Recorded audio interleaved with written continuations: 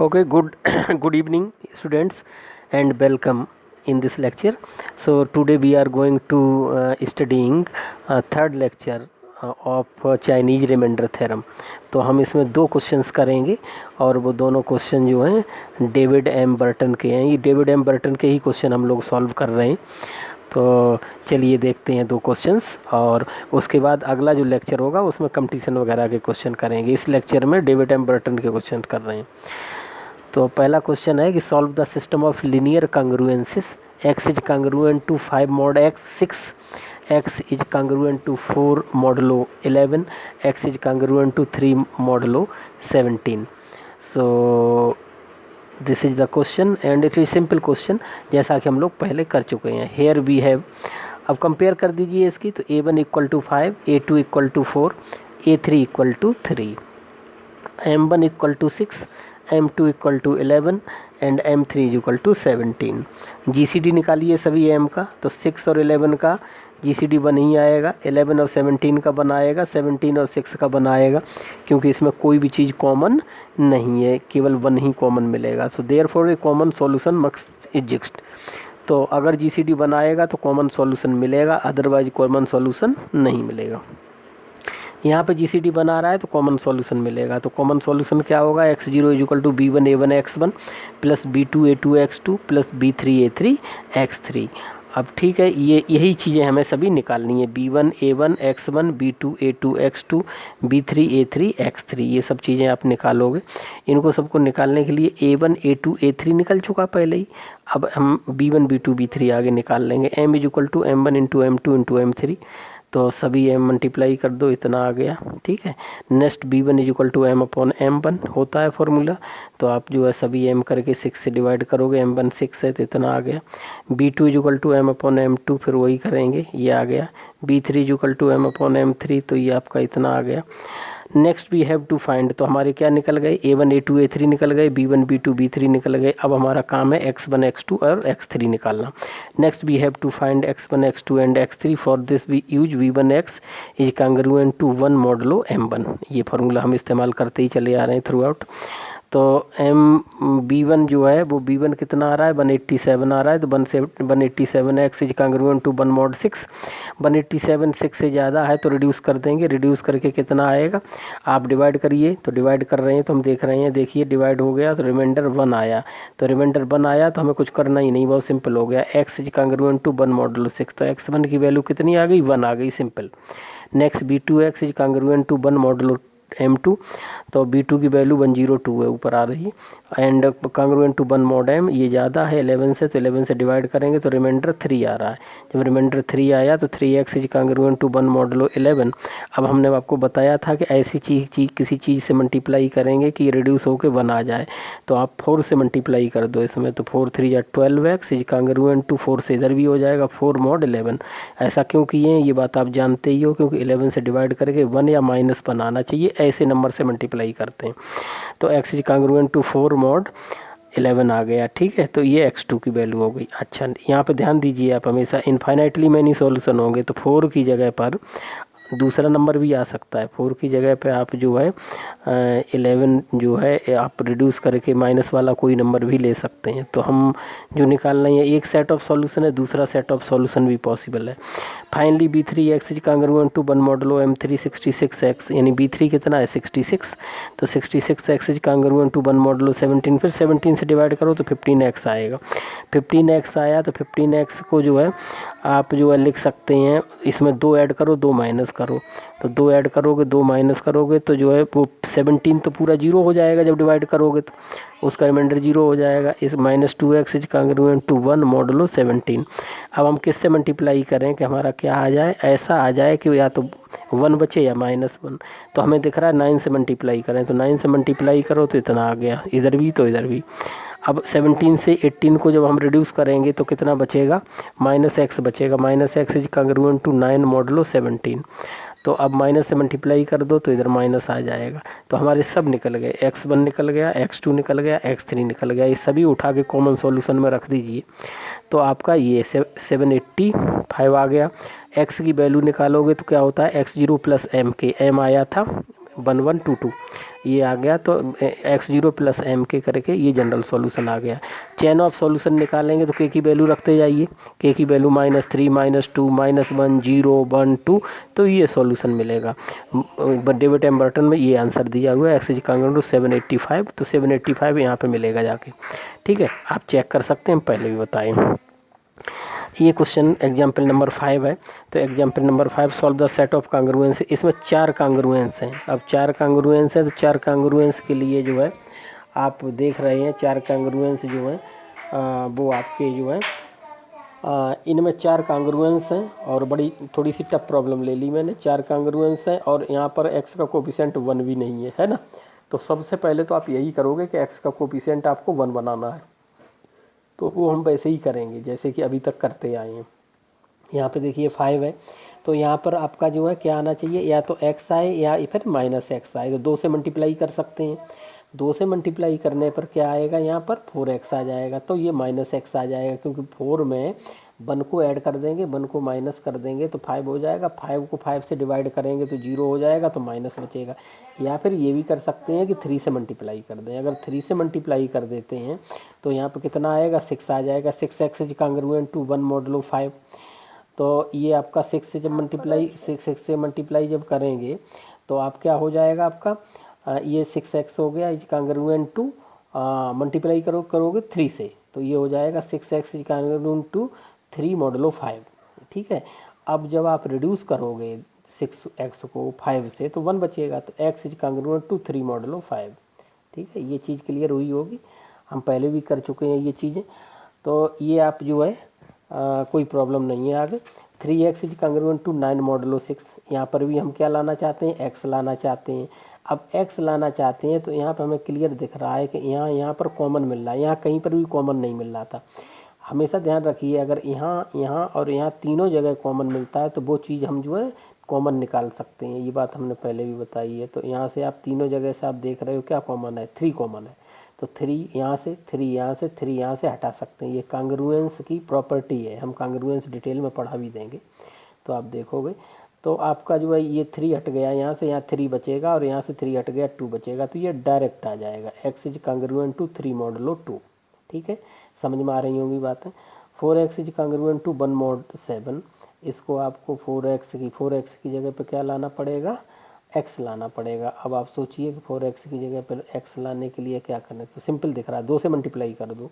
2 से मल्टीप्लाई करने पर ये 8x हो जाएगा, इधर 2 हो जाएगा, यहाँ मॉड 7 है ही है।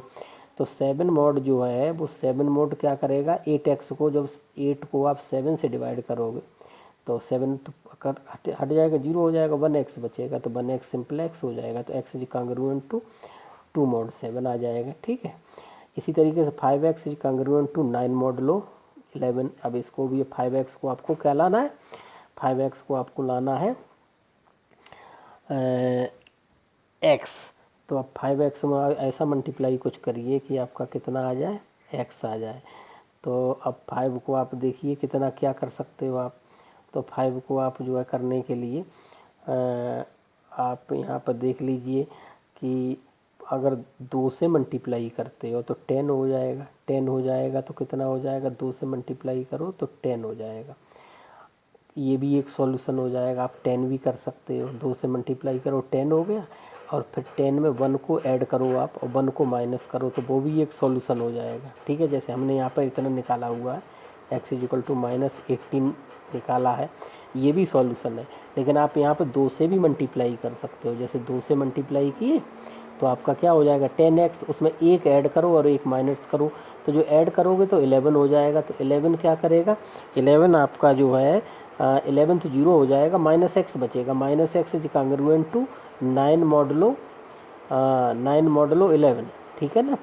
और उसके बाद क्या होगा कि x is congruent to -9 modulo 11, वो भी एक पॉसिबिलिटी है।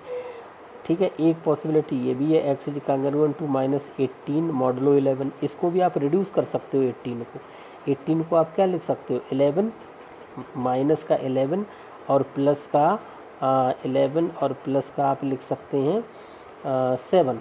11 प्लस 7 18 होगा। 11 से 11 तो ख़त्म हो जाएगा, 0 हो जाएगा, तो -7 आ जाएगा। हमने बताया यहाँ नंबर ऑफ सॉल्यूशंस होते हैं, तो नंबर ऑफ़ सॉल्यूशंस में आप जो है जैसे यहाँ पर जो भी स्ट्राइक किया उस समय उतना ले आया आदमी ना, जितना भी स्ट्राइक किया। स्ट्राइक करने का मतलब है कि यहाँ पर -18 लाए, तो -18 लाने के लिए ऐसे नंबर से मल्टीप्लाई करो कि यहाँ -18 आ जाए। तो 9 है यहाँ पर, तो -2 से मल्टीप्लाई कर दिए, तो -2 से मल्टीप्लाई कर दिए तो कितना हो गया -10, -10, ठीक है ना। -10 या 2 से मल्टीप्लाई कर दो आप, तो 2 से मल्टीप्लाई करो तो कितना हो जाएगा, मैं यहीं से करके बता दे रहा हूँ। 2 से मल्टीप्लाई करो तो आपका हो गया, ठीक है, 10x, इतने ही से आ जाएगा। 10x इज कांग्रुएंट टू 2 से मल्टीप्लाई करो 18 mod 11, ये आ गया, ठीक है। हाँ, तो इसी से निकाला गया। तो 10x एक ऐड कर दो तो 11 हो गया। 11 जितना ऐड करेंगे उतना माइनस कर दो, तो एक माइनस कर दो, है ना। और ये हो गया x इज कांग्रुएंट टू, इधर कोई चेंज नहीं करना, 18 मॉडलो 11, है ना। ये 11 से जब हम इसको डिवाइड करेंगे तो ये तो 0 हो जाएगा, तो -x बचेगा। तो कितना बचेगा, -x is congruent to 18 modulo 11, ये बचा, ठीक है। तो ये माइनस से ये हटा दिया गया, ये होगा, तो वही किया गया, ठीक है, उतना ही है, ठीक है। ये 2 से ही मल्टीप्लाई करके इतना आ जाएगा, ठीक। तो ये तीनों क्लियर हो गए। तो सबसे पहले तो ये प्रॉब्लम कैसी थी, ये प्रॉब्लम ऐसी थी कि इस प्रॉब्लम में यहाँ पर x नहीं था। अभी तक 4 प्रॉब्लम जो हमने करी उसमें सब में x था, कोफिशिएंट जो है x का कोफिशिएंट 1 था, इसमें x का कोफिशिएंट 1 नहीं था, इसमें कोफिशिएंट 2 था, इसमें 3 था, इसमें 4 था, इसमें 5 था। तो सबसे पहले तो x के कोफिशिएंट को हटाना है, जिसके लिए हम नियम आपको बता ही चुके हैं, पहले भी बता चुके हैं, फिर हमने बता दिया। फाइनली ये हमारे अब आ गए, ये कांग्रुएंसेस हमारे अब मिल गए, फाइनल कांग्रुएंसेस।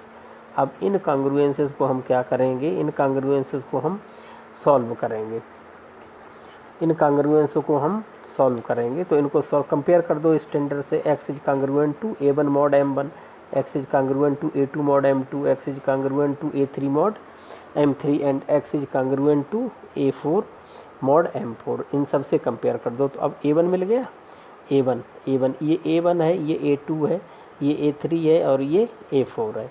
तो a1 a2 a3 a4, फिर m1 m2 m3 m4, यानी ये m1 ये m2 ये m3 ये m4। अब इनको भूल जाइए आप, इधर वाली जो चीज़ें थी, ठीक है।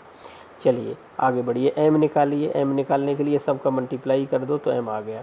b1 निकालो, b1 निकालोगे तो वही पुराने फार्मूले, अब तो पुरानी सब चलेगी चीज़ें। b1 is equal to m upon m1 is equal to this one, b2 is equal to ये आ गया, b3 इज इक्वल टू ये, b4 इज इक्वल टू ये।